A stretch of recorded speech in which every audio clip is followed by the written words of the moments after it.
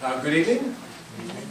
Thank you very much. I'm very happy to be here. And before I begin, though, I really need to thank our hosts and also the supporters of this film, the El-Hibri Charitable Foundation.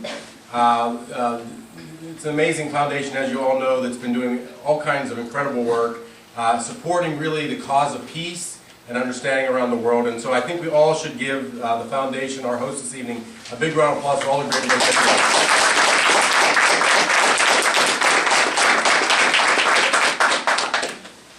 Now, there's a joke that I always tell at the beginning of these events because, I've struggled for years sometimes to try to find the right words to talk about the clash of civilization and how we address that. And I've quoted scholarly texts and I've written many pages of things, and I found that there was a joke that a rabbi told me at a conference on the clash of civilizations, its causes and its cures. And I've always thought that this joke, the punchline of this joke, if you remember nothing else from this evening, if you remember the punchline of this joke, I think you'll have a handle on really what are some of our problems today and how we can really go about addressing them. So this is the joke that the rabbi told at this conference on the clash of civilization. It goes like this. It takes place in the Middle Ages in Rome, at a time when the Jewish community and the Catholic community aren't getting along. So the Pope calls in the head rabbi. He says, I think it's best that the Jews would just leave Rome. The rabbi says, let me make a deal with you. Let's have a theological debate, you and me. If I should win, we get to stay. If I should lose, we'll leave without a fight. The Pope thinks about this. He says, okay, but under one condition. This debate has to happen non-verbally. No talking aloud in this debate. Of course, it's a very weird terms for debate, but the rabbi's in no position to refuse, so they accept. And this becomes a big deal. I mean, they announce the date, and thousands of people want to come to these debates. They have to build a big stage in the piazza there in the front of St. Peter's.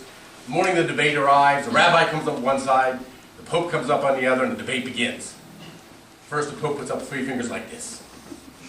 Without a moment's hesitation, the rabbi puts up 1. The Pope nods thoughtfully. He's clearly impressed. He makes a gesture like this over his head. Again, without a moment's hesitation, the rabbi points firmly to the ground. Once more, the Pope nods, impressed. He thinks for a second, and he looks behind him. He's brought with him the communion wafer and wine. He picks it up, and he holds it for the rabbi to see. Now, for the first time, the rabbi seems stumped. Thinks, shrugs, he reaches into his cloak, he pulls out an apple. At which point, the Pope says, the rabbi wins. The Jews can stay in Rome. Down the stage he goes. Immediately the cardinals and the bishops come around and say, what was this about? He said, oh, it was a fascinating debate. First I put up 3 fingers like this to signify the Trinity. The rabbi raised 1 to remind me we share one God in common. So I made a gesture like this over my head and said that God sits in his majesty in the heavens above. The rabbi pointed to the ground, reminding me that God's on earth watching and judging. So I took out the wine and the bread to signify redemption. And he pulled out the apple to remind me of the sin of Adam, which we all share in common. Now, the same conversation was had with the rabbi and his followers. The rabbi said, yeah, man, this was a weird debate. First, the Pope put out 3 fingers to say the Jews had to leave Rome in 3 days. I said, no, one of us is going to go. Then he got frustrated and said, no, the Jews have to leave Rome. I said, we're staying where we are. And then the weirdest part of all, he took out his lunch, so I took out mine.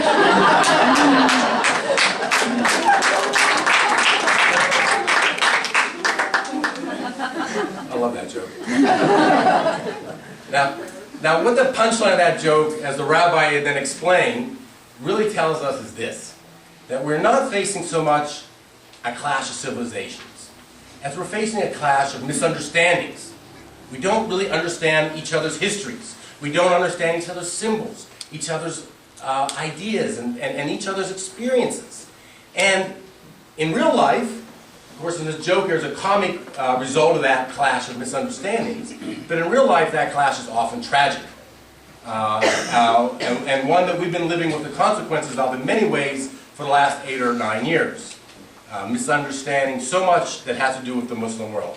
And, in fact, the Muslim world misunderstanding a lot of what happens here as well. One of the things that my company, Unity Productions Foundations, has been doing in the last several years, in this period, is we've been trying to make films that really tell stories about Muslims, to try to bring understanding where there is none and show light where there's mainly darkness. There's also been, in the same period, many experts and pseudo-experts and people who are hostile to Muslims, who have also been trying to say this is what Muslims believe and this is what Islam is, portraying things often in very negative or in terms that are quite misleading.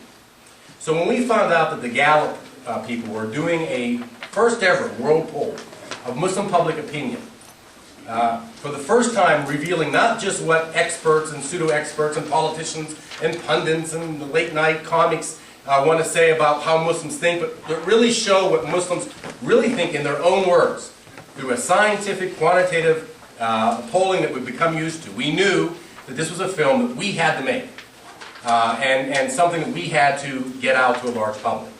The film you're about to see this evening, first of all, was made possible, again, with the great generous help of the El-Hibri Charitable Foundation.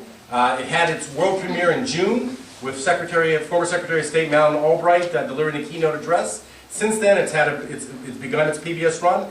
But most amazingly, it's been broadcast, or it's been screened to over 30 audiences around this country of 1,000 or more people. People are dying for this information, dying to learn what this has to say. And we're doing a lot of work now in Washington with policymakers in the State Department and TSA and so on and so forth, that this information is critical. And people enjoy watching films. And so this is why we made this film and the film that you're about to see tonight. Let me just end with a quote that I always like to remember.